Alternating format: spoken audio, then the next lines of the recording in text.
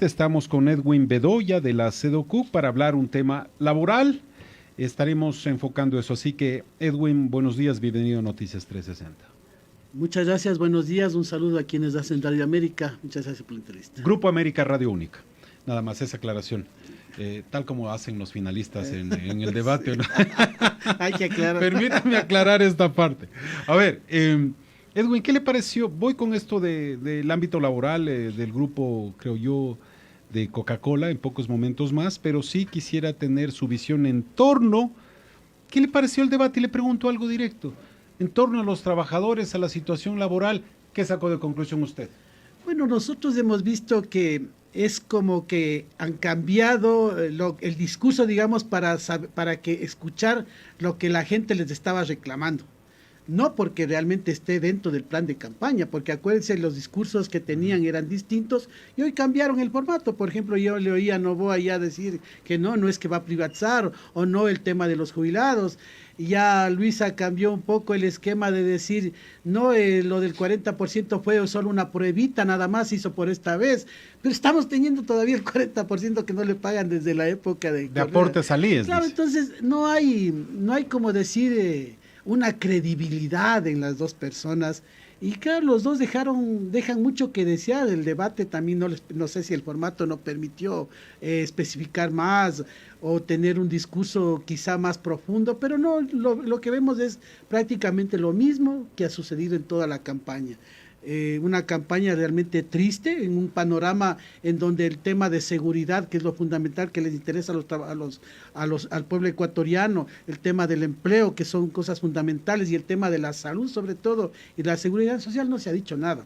Se han ido por otro tipo de temas que realmente no dejaron ni satisfechos, me parece, que a la mayoría de los ecuatorianos. Es que uno queda con expectativa ante tanto desempleado, tanta subempleo. Dice, ¿cuál es la propuesta, no?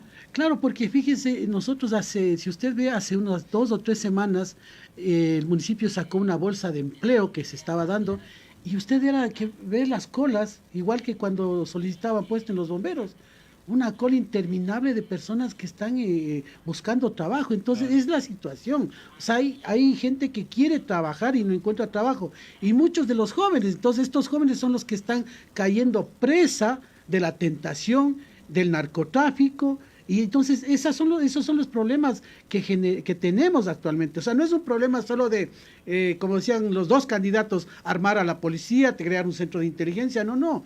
El tema del empleo es fundamental, el tema de la educación. Mire cuántos niños también tentados en el tema del narcotráfico, empezando a hacerles adictos desde la escuela.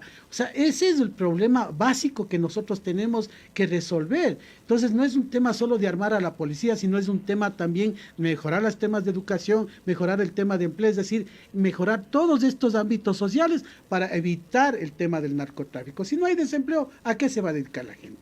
Mercado informal y el otro tema, como digo, la tentación del microtráfico. Son tentados. En el ámbito laboral debe haber cambios. Yo sé que cada uno tiene una posición, pero no está funcionando. No se está generando una formalización del empleo, Edwin. A ver, no ha habido ningún gobierno ha tenido una política laboral clara. Muchos han generado parches con decretos ejecutivos desde los gobiernos, es decir, un decreto ejecutivo para ver si nos resulta este tema del... Pero ninguno de los decretos ejecutivos o ninguno de estos han generado el tema de profundizar en el tema de cómo tener una política de empleo, una política salarial, una política de creación de empleo, una política de profesionalización, que más bien nos quitaron cuando eliminaron el SECAP. El SECAP, que era un instituto que permitía tener empleos intermedios técnicos, esto ya no hay, y que era incluso apoyo para muchas de las empresas que estaban entrando, digamos, en el tema de mejorar el tema de la productividad, porque teníamos apoyo de Alemania, teníamos apoyo del Japón, teníamos buenos proyectos del tema de robotización, lo empezó el SECAP. Entonces, sí se han eliminado estos factores fundamentales de capacitación que requiere la gente para los empleos intermedios, que requieren también las empresas modernizar. Muchas de las empresas mandaban a sus trabajadores al SECAP para profesionalizarse. Entonces, ya no hay este tipo de elementos que permitían de alguna manera en el pasado irlos mejorando, y más bien se lo eliminaron. Y no hay, ¿qué es lo que le reemplaza? Entonces, Como digo, no ha habido una política clara de empleo desde los gobiernos de turno y por eso es que estamos como estamos, es decir, no es que se han generado nuevos empleos, sino más bien lo que se ha hecho es generar más desempleo en este aspecto, ¿no? Voy a hacer un paréntesis, voy a dedicarme a esta temática por unos minutos. Dice en un comunicado, exigimos, dice acá un comunicado de la CEDOCUC, firmado por Mesías Tatamuez, exigimos estabilidad laboral y la reincorporación de los dirigentes y trabajadores despedidos por la empresa transnacional Arca Continental Coca-Cola. ¿De qué se trata todo esto? Más detalles, por favor, Edwin. Bueno, hace un mes más o menos los compañeros trabajadores de Arca Continental Coca-Cola, AC Bebidas, que es uno de los RUC que tiene Arca Continental Coca-Cola, como se le conoce comercialmente, aparte de otros dos RUC que tiene con Tony y con Coca-Cola Manufactura. Los compañeros decidieron hacer una organización sindical por las condiciones de trabajo que estaban viviendo y es en este lapso de la constitución, hemos constituido ya el sindicato y en el lapso ya de constituir la directiva definitiva despiden a trabajadores. Sin ningún motivo, trabajadores incluso que estaban en el área administrativa y de logística, que no han tenido en su hoja de vida ninguna falta, ningún problema, digamos, con la empresa laboral que pueda asumirse que han cometido faltas y por eso les despiden. Y porque estaban reclamando realmente cosas, aspectos, por ejemplo, los horarios de trabajo. Ahí tienen un horario de entrada, pero no tienen un horario de salida. El transporte, la seguridad y salud en el trabajo, el transporte que ellos utilizan, las personas que hacen viajes hacia otras provincias, viajan en un solo día y tienen que regresar con un solo chofer, los camiones que manejan. La carga no está, supuestamente está asegurada, pero si es que hay alguna pérdida, le hacen pagar a los trabajadores. Y entonces, cosas así hacen que los trabajadores se organicen y por tal motivo la empresa sin ninguna razón despidieron a 4 dirigentes y un compañero que estaban constituidos. A pesar de que en la Constitución y en el Código de Trabajo establece que no se puede despedir a los trabajadores en el lapso de constitución del sindicato. Entonces, sin embargo, la empresa decidió realmente despedir a los trabajadores sin ningún motivo más que el hecho de haber decidido sindicalizarse. Con todo esto, ¿qué conclusión saca? Es decir, quiero hacer un sindicato fuera de la empresa, ¿no? Bueno, nosotros, yo voy a parafrasear un artículo que decía Eduardo Galeano. Ya el tema de los derechos laborales viene a ser un estudio de los antropólogos porque se está enterrando todo el derecho laboral. En el mundo existe el derecho a la sindicalización. Aquí no hemos podido constituir sindicatos porque enseguida que usted constituye, lo despiden. Más allá del que diga que el Estado, que es el protector y tutelar de los derechos, que eso lo menciona la Constitución, que debe propender incluso a que se hagan más organizaciones, eso lo dice el Código de Trabajo también. Pero más allá de eso, lo que los que han administrado el Estado no han hecho respetar estas leyes.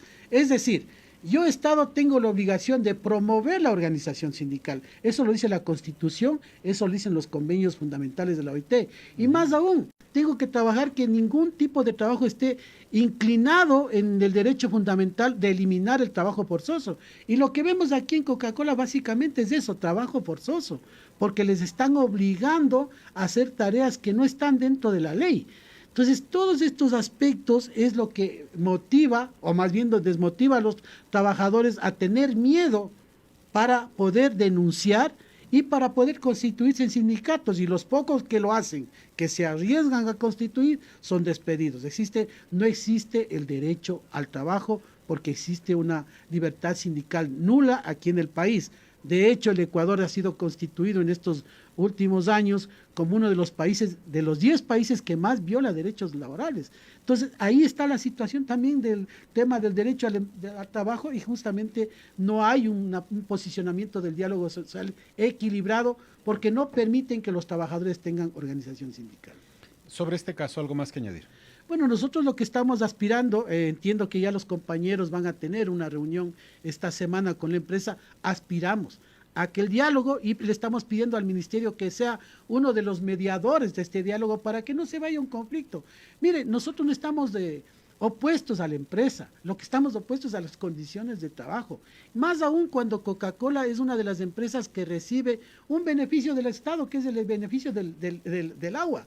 Entonces, el Estado está dando un recurso importante para que ellos puedan promover su empresa, y lo único que la empresa tendría es que cumplir con la ley, respetar las leyes que aquí hay en el país.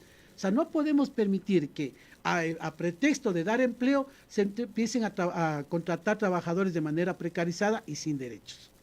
Muy bien, eso por una parte, pero eso da pie a continuar con lo que iniciamos este diálogo en el ámbito laboral. ¿Qué se debe hacer en su experiencia, Edwin, al frente de la SEDOCUC? ¿Qué falta para poder dinamizar? Es decir, no poner una camisa de fuerza al empresario, porque algunos dicen cuando le va bien al empresario, a la empresa, todos estamos bien. Pero cuando le va mal, el único que paga los platos rotos de primera mano es el empresario, después el resto. Y claro, arriesgando patrimonio, arriesgando capital, perdiendo patrimonio si va mal, cosas de estas. ¿Cómo poder equilibrar para poder generar esta formalización de trabajo? A ver, nosotros hemos dicho que un código, una reforma laboral per se no genera empleo. O sea, necesita ir de la mano con un modelo económico que permita la generación de empleo, sostener los empleos, sostener incluso a las empresas. Fíjese en la pandemia, mientras en otros países se condonó, se ayudó a las pequeñas y medianas empresas, que son las que generan el 60%, aquí se hizo lo contrario. No hubo una condonación de las deudas, no hubo protección o inyección de dinero prestado, por lo menos de los aparatos de las financieras internacionales, que estaban dispuestas a prestar al país para poder sostener los empleos. Es decir, más bien se constituyó una ley humanitaria que precarizó más el trabajo. Entonces, lo que se debe es, sí, apoyar a las empresas. ¿Cómo se apoya a las empresas? Muy bien, bajando los intereses de la banca, porque para crear una empresa o para sostener una empresa con el 20% que prestan las financieras privadas no se puede sostener. Ninguna pequeña empresa funciona con... Mientras que en otros países es de un solo dígito, que es lo que hemos planteado nosotros, que las financieras presten a los pequeños empresarios, hagan préstamos de un solo dígito para que puedan sostener las empresas.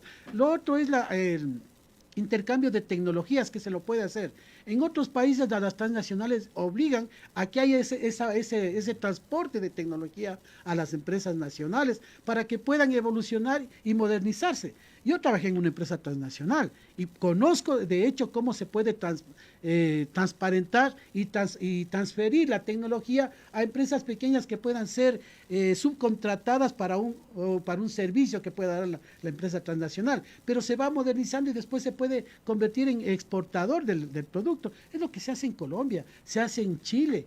Pero aquí realmente, como digo, si es que no existe esa voluntad política, el compromiso político de los gobiernos que administran el Estado para poder generar este tipo de propuestas, no podemos generar. No puede haber un ambiente de diálogo social de los tres actores principales, que son los trabajadores, el gobierno y los empleadores. Ahí surge. Nosotros aspiramos que con el regreso del FUD al Consejo Nacional del Trabajo se pueda establecer una política de diálogo real, donde estemos los tres sectores proponiendo cosas que le sirvan al país, no a un sector, al país, a todos los ecuatorianos, y eso es lo que queremos nosotros como SEDOCUC. Para eso nos toca recorrer mucho todavía, ¿no? Para tratar de lograr esa solución tripartita que pueda ser equilibrado para todos los sectores, se gane formalización de empleo, Edwin, y con todo esto beneficios a la seguridad social, por supuesto. Pero usted acuérdese que cuando había diálogo social aquí en el país, con las diferencias que teníamos, se erradicó el trabajo infantil. Teníamos un Consejo de Erradicación del Trabajo Infantil, que era el CONEPTI, que era un organismo tripartito. Teníamos un Consejo Nacional del Trabajo que lo propusimos desde el FUD y nos ayudó a constituir la OIT en la época del señor Gutiérrez. Entonces hubo la voluntad política para poder constituir y estábamos caminando bien, porque ese consejo, esos consejos tripartitos permitían de alguna manera un diálogo, más allá de las diferencias, pero se podía haber constituido y construido. Se eliminaron los consejos tripartitos, nos sacaron del Banco del Estado incluso, se eliminó el SECAP, se eliminó el Consejo de Erradicación del Trabajo Infantil, y fíjese usted los resultados. No ha habido realmente un estudio a futuro para que podamos nosotros progresar. Entonces se ha estancado, se ha roto, en vez de ir mejorando las condiciones del tripartismo aquí en el país y del diálogo social que lo habla la OIT también, ¿no? Es decir, no lo convenció ninguno de los finalistas en el debate, Edwin. No, porque primeramente, como le digo, el discurso ha sido el mismo. Nosotros ya vivimos, acuérdense, no es que no hemos vivido, vivimos el tema del correísmo. Nos eliminaron la libertad sindical en el sector público, la contratación colectiva en el sector público. Eso eliminaron, es decir, ¿qué nos espera en el futuro? Ya sabemos lo que van a hacer. El sector representado por Novoa es un sector empresarial ligado a los grupos importadores, no habló nada de la modernización, siquiera del sector que maneja su padre, que es la empresa bananera, donde se podrían generar más de 100.000 empleos si se contratan adecuadamente trabajadores de manera formal. Entonces, sí hay solución, pero no hay el compromiso, desgraciadamente. No he visto los compromisos de los candidatos en hablar en esa visión de futuro que necesita el país realmente. Perfecto, listo, con eso estamos. La participación de Edwin Bedoya de la CEDUCUC aquí en Noticias 360 por Única 94.5. Edwin, gracias por su tiempo, que tenga un buen día. Muchas gracias a ustedes.